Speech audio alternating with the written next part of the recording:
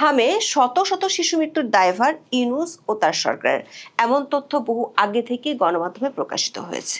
অবশ্য ইউনূসকে যারা 50 বছর ক্ষমতায় রাখতে চেয়েছিলেন তারা বিষয়টিকে দেখছিলেন আওয়ামী লীগ ফেরাতে নিশানা ইউনূস হিসেবে। কিন্তু তাদের সেই অপপ্রচারে একেবারে জল ঢেলে দিয়েছেন বাংলাদেশি ইউনিসেফের প্রতিনিধি রানা ফ্লাওয়ার্স। একেবারে জরুরি সংবাদ সম্মেলন ডেকে জানিয়ে দিয়েছেন ইউনূসকে তো বটেই, তার উপদেষ্টাদের একবার দুবার নয় 10 বার বলেছেন, 5 থেকে 6 বার চিঠি দিয়েও জানিয়েছেন হামের টিকা কেনা নিয়ে ইউনূস ও তার সরকার যে নয়ছয় করেছিল সেটা ভয়াবহ বিপর্যয় ডেকে নিয়ে আসবে বাংলাদেশে। অবশ্য সব বিষয় বিশেষজ্ঞ ইউনূসেফের এই সাবধানবাণীর সময় ব্যস্ত ছিলেন মার্কিন সরকারের সাথে বাণিজ্য চুক্তি করা নিয়ে, কিভাবে ট্রাম্প প্রশাসনকে খুশি করা যায় তা নিয়ে। ইউনূসেফের এই সংবাদ সম্মেলনের পর বিএনপি সরকার অনেকেই মনে করছেন ইউনূস প্রশাসনের সংশ্লিষ্টদের বিরুদ্ধে আইনি ব্যবস্থা না নিলে এর দায়ভার বিএনপিকেই বহন করতে হবে। দর্শক, এতদিন হাম আর বাণিজ্য চুক্তি নিয়ে ইউনূস ছিল চরম ইমেজ সংকটে, সাথে তৈরি হয় আইনি ঝামেলায় জড়িয়ে পড়ার আশঙ্কা। কিন্তু তার মধ্যে বিষ ফোড়া হয়ে দেখা দিয়েছে বাংলাদেশের সাবেক প্রধানমন্ত্রী শেখ হাসিনা এবং তার দল আওয়ামী লীগের ফেরার ঘোষণা। 19 মে ভারতের 3টি সংবাদ মাধ্যমে শেখ হাসিনার সাক্ষাৎকার প্রকাশিত হওয়ার পর ইউনূস সেন্টার থেকে শুরু করে রাজধানীর বাংলা মোটরের একটি গোপন বৈঠকের স্থানে বেশ ভূকম্পন শুরু হয়েছে।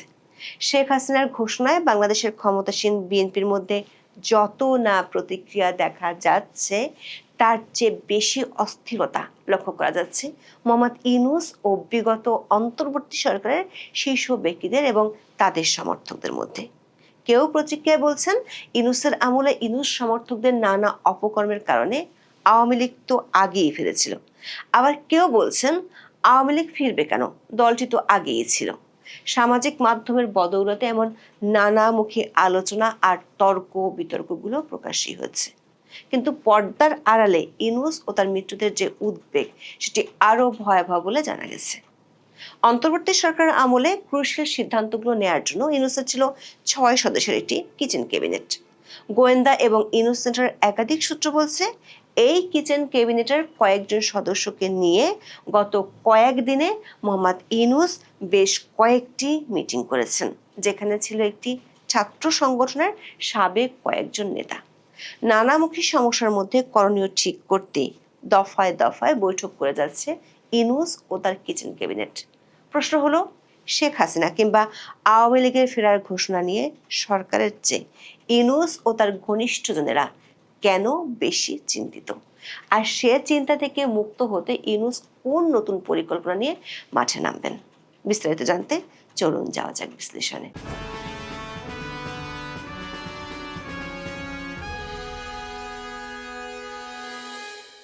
ইউনূসের উপদেষ্টা পরিষদের একটা কিচেন ক্যাবিনেট ছিল, যে ক্যাবিনেট ক্রুশিয়াল বিষয়গুলোতে সিদ্ধান্ত নিত, এমন তথ্য জানিয়ে বোমা ফাটিয়েছিলেন অন্তর্বর্তী সরকারের সাবেক উপদেষ্টা অবসরপ্রাপ্ত ব্রিগেডিয়ার জেনারেল সাখাওয়াত হোসেন। সূত্রগুলো বলছে সেই কিচেন ক্যাবিনেট এখনো সক্রিয় আছে। মার্কিন যুক্তরাষ্ট্রের সাথে বাণিজ্য চুক্তি করার নামে গোলামি চুক্তি করার তথ্য ফাঁস হয়ে যাওয়ার পর ইউনূস সরকারের অনেক উপদেষ্টাই গা বাঁচাতে দোষ চাপায় ওই কিচেন ক্যাবিনেটের উপর।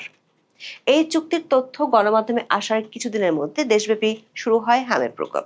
হামের কারণে একের পর এক বাড়ছে শিশু মৃত্যুর সংখ্যা। প্রতিদিন কমপক্ষে 6 থেকে 10 জন শিশু বাংলাদেশে হাম ও হামের উপসর্গজনিত কারণে মারা যাচ্ছে।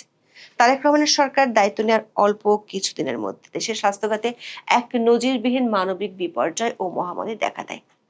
একসময় প্রায় সম্পূর্ণ নির্মূল হয়ে যাওয়া সংক্রামক রোগ হাম বাংলাদেশে পুনরায় মহামারী আকারে ফিরে আসে এবং শত শত শিশুর প্রাণ কেড়ে নিচ্ছে। প্রথম দিকে বিএনপি সরকারের পক্ষ থেকে এর জন্য আওয়ামী লীগ আমলের অব্যবস্থাপনাকে দোষ দেওয়ার চেষ্টা করা হয়েছিল, কিন্তু খুব দ্রুত বিভিন্ন গণমাধ্যমে শেখ হাসিনা ও ইউনূস আমলে বাচ্চাদের টিকা দেওয়ার পরিস্থিতির তুলনামূলক চিত্র প্রকাশ হতে শুরু করে। সাথে এই সংকটের পেছনে অন্তর্বর্তীকালীন সরকারের চরম নীতিগত অপরিপক্কতা ও প্রশাসনিক গাফিলতিকে দায়ী করতে শুরু করেন বিশেষজ্ঞরা। নিরুপায় হয়ে বিএনপি সরকারের একেবারে শীর্ষ ব্যক্তিরও ইউনূস প্রশাসনের অপরাধের কথা জানানো ছাড়া অন্য কোনো উপায় থাকে না। সবশেষ 20 মে বিকেলে ঢাকার আগারগাঁয়ে ইউনিসেফ কার্যালয়ে একটি অত্যন্ত জরুরি সংবাদ সম্মেলন অনুষ্ঠিত হয়। ওই সংবাদ সম্মেলনে বাংলাদেশে হামের প্রাদুর্ভাবে প্রতিনিয়ত শিশু মৃত্যুর প্রেক্ষাপটে অন্তর্বর্তীকালীন সরকারের সময় টিকা ব্যবস্থাপনা নিয়ে সমালোচনার আগুনে নতুন করে ঘি ঢালেন ঢাকায় ইউনিসেফের প্রতিনিধি রানা ফ্লাওয়ার্স। বুধবার ঢাকায় সংবাদ সম্মেলন করে তিনি বলেছেন, টিকার ঘাটতি নিয়ে মোহাম্মদ ইউনূস সরকারের স্বাস্থ্য মন্ত্রণালয়কে 5 থেকে 6টি চিঠি পাঠিয়েছেন তারা, এবং বৈঠক হয়েছে অন্তত 10টি।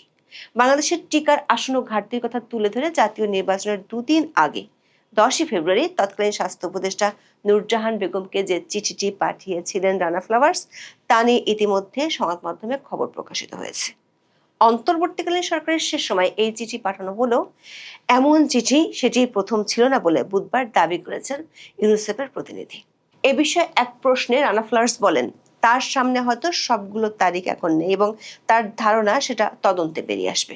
তবে তিনি জানেন 2024 থেকে 2026 সালের ফেব্রুয়ারি পর্যন্ত 5 কি 6টি চিঠি পাঠিয়েছেন। ইউনিসেফ প্রতিনিধি দাবি করেন, তারা সরকারের সঙ্গে জরুরি বৈঠকে বসার জন্য বারবার চাপ দিয়েছিলেন। একই সঙ্গে তিনি অন্তর্বর্তীকালীন সরকারের উপদেষ্টা এবং কর্মীদের সঙ্গে অন্তত 10 বার বসেছিলেন। তিনি এবং ইউনিসেফের কর্মীরা বারবার সরকারকে বলেছিলেন টিকার সংকটে পড়তে যাচ্ছে বাংলাদেশ, কিন্তু মোহাম্মদ ইউনূস ও তার স্বাস্থ্য উপদেষ্টা নূরজাহান বেগম ছিলেন নিজেদের লোকদের দিয়ে উন্মুক্ত টেন্ডারে টিকা কেনার জন্য। ইউনিসেফের দাবি, ইউনূস ও তার স্বাস্থ্য উপদেষ্টার এই সিদ্ধান্তের কারণে এখন হামে শত শত শিশু মারা যাচ্ছে। প্রশ্ন হলো, ইউনিসেফ এতদিন চুপ থাকার পর কেন জরুরি সংবাদ সম্মেলন ডেকে ঘটা করে সব তথ্য জানালো? সূত্রগুলো বলছে, হামে শিশু মৃত্যুর পিছনে ইউনূস সরকারের অবহেলার বিষয়টি ব্যাপকভাবে ছড়িয়ে পড়ার পর নিজেদের ইমেজ উদ্ধারে কি করা যায় তা নিয়ে সক্রিয় হয় ইউনূসের সেই কিচেন ক্যাবিনেটের সদস্যরা। সাথে যোগ দেয় ইউনূস ঘনিষ্ঠ কয়েকটি সংগঠনের কিছু নেতা। গোয়েন্দা সূত্রগুলো বলছে, তারা গত কয়েকদিনে দফায় দফায় বৈঠক করেছে। সেসব বৈঠকে ইমেজ পুনরুদ্ধারে ইউনিসেফকে ম্যানেজ করারও সিদ্ধান্ত হয়। মোহাম্মদ ইউনূস তার পুরাতন বিদেশি বন্ধুদের দিয়ে ইউনিসেফের হেড অফিসকে ম্যানেজ করার চেষ্টা করেন, কিন্তু তাতে হিতে বিপরীত হয়। বাংলাদেশের একটি জাতীয় দৈনিকে এরই মধ্যে ইউনিসেফের একজন কর্মকর্তা এসব তথ্য জানিয়েছিলেন। ইউনূস সেন্টার থেকে ওই কর্মকর্তার বিরুদ্ধে অভিযোগ করা হয় ইউনিসেফের সদর দপ্তরে। সেই অভিযোগের তদন্ত করতে গিয়ে ইউনিসেফ সদর দপ্তরের কাছে বেরিয়ে আসে ইউনূসের থলের বিড়াল। তারপরে সদর দপ্তরের গ্রিন সিগন্যাল পেয়ে ঢাকায় জরুরি সংবাদ সম্মেলন ডাকেন রানা ফ্লাওয়ার্স। ইউনূস সেন্টারের একটি সূত্র বলছে, ইউনূসের কিচেন ক্যাবিনেট গত কয়েকদিনে যেসব বৈঠক করেছে সেখানে আলোচনায় একটি বিষয় ছিল হামের টিকা নিয়ে অব্যবস্থাপনার জন্য ইউনূস আমলের সংশ্লিষ্টদের বিরুদ্ধে বিএনপি সরকার শেষ পর্যন্ত আইনি পথে যেতে বাধ্য হতে পারে। গত 17 মে সুপ্রিম কোর্টের আইনজীবী ব্যারিস্টার মোহাম্মদ আশরাফুল ইসলাম জনস্বার্থে হাইকোর্টে একটি রিট পিটিশন দায়ের করেন। রিটে তখন পর্যন্ত দেশের প্রায় 400 শিশুর মৃত্যুর জন্য সরাসরি বিদায়ী প্রধান উপদেষ্টা মোহাম্মদ ইউনূস ও তার উপদেষ্টা পরিষদকে দায়ী করা হয়। এমনকি বিএনপির সিনিয়র নেতারাও মনে করেন, ইউনূসের জায়গায় যদি আওয়ামী লীগ সরকার থাকতো তাহলে বিএনপি সরকার খুব দ্রুত ওই সরকার সংশ্লিষ্ট ব্যক্তিদের বিরুদ্ধে আইনগত ব্যবস্থা নিত। সেক্ষেত্রে হামের কারণে এত শিশু মারা যাওয়ার পরও বিএনপি সরকার ইউনূস আমলের কাউকে জবাবদিহিতার আওতায় না নিয়ে আসায় মানুষের মধ্যে বিএনপির বিরুদ্ধে ক্ষোভ বাড়ছে। বিদেশি পরামর্শকরাও হামের টিকা নিয়ে অন্তর্বর্তীকালীন সরকারের মারাত্মক ও নজিরবিহীন গাফিলতিকে ফৌজদারি অবহেলা হিসেবে দেখছেন।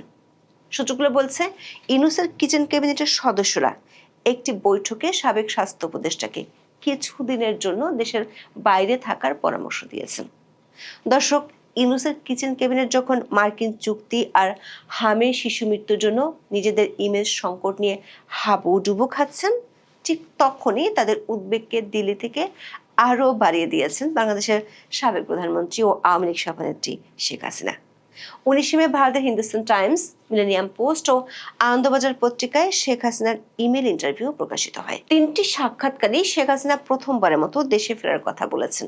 শুধু তাই নয়, তিনি বলেছেন তিনি ও তার দলের ফেরা নিয়ে নীরব প্রস্তুতি চলছে।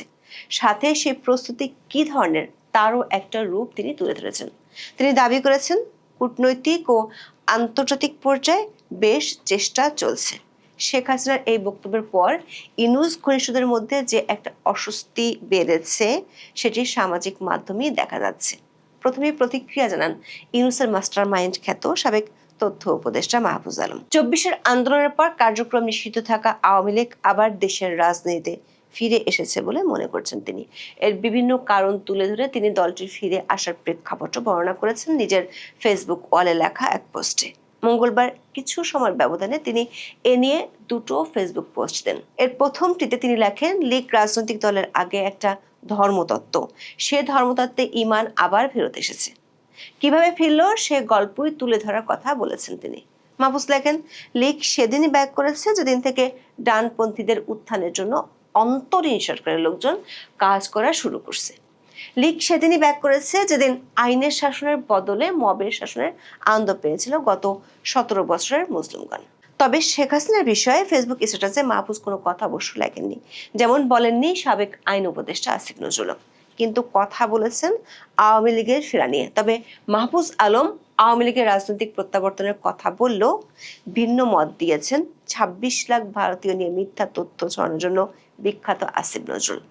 বুধবার দুপুরে নিজের ফেসবুক পেজে দেওয়া এক পোস্টে আসিফ নজরুল লিখেছেন, আওয়ামী লীগ ব্যাক করেনি, তারা ছিলই। ব্যাক করেছে তাদের দম্ভ, মিথ্যাচার আর মানুষকে বিভ্রান্ত করার দুঃসাহস। মাহফুজ আলমের পোস্ট প্রকাশের প্রায় 24 ঘন্টার মধ্যে আওয়ামী লীগের ফেরা নিয়ে প্রতিক্রিয়া জানান আসিফ নজরুল। সংক্ষিপ্ত হলেও তার বক্তব্যে আওয়ামী লীগের সাংগঠনিক উপস্থিতির চেয়ে দলটির রাজনৈতিক আচরণ ও প্রচারণাকেই বেশি গুরুত্ব দেওয়া হয়েছে বলে মনে করছেন পর্যবেক্ষকরা। দর্শক, ইউনূস সরকার আমলের প্রথম দিকে প্রকাশ্যে আওয়ামী লীগকে ব্যান করার বিরুদ্ধে বক্তব্য দিয়েছিলেন তার দুই উপদেষ্টা। তাদের একজন ছিলেন সাখাওয়াত হোসেন, আরেকজন ছিলেন আসিফ নজরুল। যদিও পরে নিজ হাতে আওয়ামী লীগকে নিষিদ্ধ করার জন্য সন্ত্রাস বিরোধী আইনের সংশোধনী অধ্যাদেশ জারি করেছিলেন। গোয়েন্দা সূত্রগুলো বলছে, শেখ হাসিনার এই সাক্ষাৎকার প্রকাশের পর 19 মে সন্ধ্যার পর মোহাম্মদ ইউনূসের সাথে তার কিচেন ক্যাবিনেটের 4 সদস্য রুদ্ধদ্বার বৈঠক করেছেন। ইউনূস সেন্টারের একটি সূত্র বিষয়টি নিশ্চিত করেছে। সেখানে আওয়ামী লীগকে নিষিদ্ধের জন্য একজন সদস্য বাকিদের উপর দোষ চাপিয়েছেন। শেখ হাসিনার বক্তব্য এবং আওয়ামী লীগের গত কিছুদিন ধরে দেশব্যাপী শোডাউনের বিষয়ে আলোচনা হয়।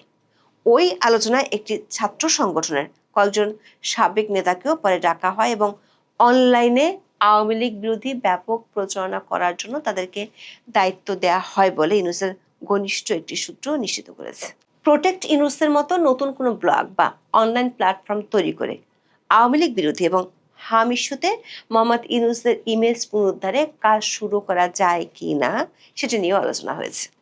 দর্শক, আওয়ামী লীগ আমলে যখন কর ফাঁকি সহ নানা মামলায় ইউনূসের বেহাল দশা হয়েছিল, তখন ইউনূস সেন্টার থেকে বিশ্বব্যাপী ইমেজ বিল্ডিং এর জন্য প্রোটেক্ট ইউনূস ব্লগটি করা হয়েছিল।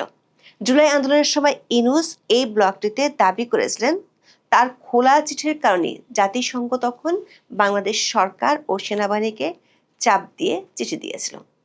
বৈঠকে উপস্থিত ইউনূসের কিচেন ক্যাবিনেটের সদস্যরা আওয়ামী লীগ ইস্যুতে সরকারের শীর্ষ মহলের সাথে আলোচনার জন্য সাবেক এক উপদেষ্টাকে দায়িত্ব দেন, যিনি বিএনপি ঘনিষ্ঠ বলে পরিচিত। তবে এক সময় তারেক রহমানের বিরুদ্ধে টকশো আলোচনায় প্রকাশ্যে সমালোচনা করায় তাকে নিয়েও বিএনপিতে অস্বস্তি আছে।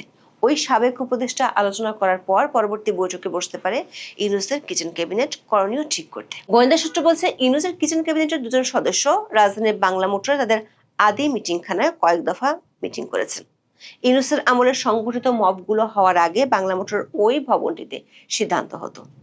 দর্শক, অন্তর্বর্তীকালীন সরকারের নজিরবিহীন নীতিগত অদক্ষতা, যার ফলে হামের ভ্যাকসিনের ভয়াবহ সংকটে শত শত নিষ্পাপ শিশুর অকাল মৃত্যু হয়েছে এবং ইউনিসেফের মতো আন্তর্জাতিক সংস্থা সরাসরি সরকারের চরম গাফিলতিকে দায়ী করেছে। এই সংকটের মুখে দাঁড়িয়ে সাবেক উপদেষ্টাদের গ্রেপ্তার ও বিচারের মুখোমুখি করার যে দাবি উঠেছে তা বিএনপি সরকারকেও এক অস্বস্তির মধ্যে ফেলে দিয়েছে। তার মধ্যে শেখ হাসিনার ঘোষণা এবং আওয়ামী লীগের ফেরার আতঙ্ক ইউনূসের কিচেন ক্যাবিনেটকে আবারও সক্রিয় করে তুলেছে। প্রশ্ন হলো, ইউনূসের এই কিচেন ক্যাবিনেট পর্দার আড়ালে কতটুকু সফল হবে?